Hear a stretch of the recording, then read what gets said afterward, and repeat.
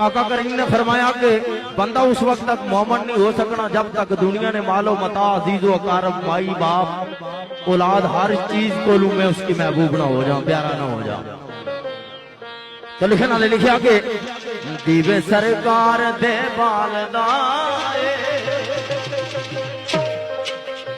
दीवे सरकार दे बालदाए, मेरा दिल भी मेरे नाल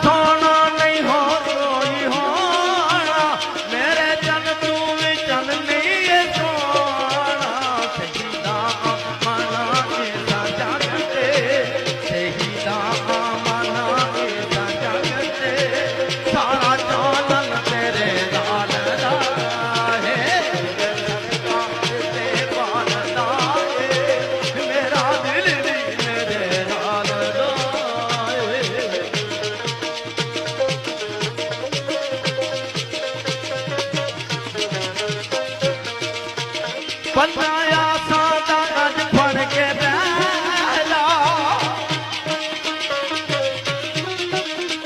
पल्ला आसा दा अज फड़ के बैला, ओदे दर ते तू चुप करके बैजा। तेनू बोलन दी नहीं कोई जरूरत, तेनू बोलन दी नहीं कोई जरूरत, सोना वाकफ तेरे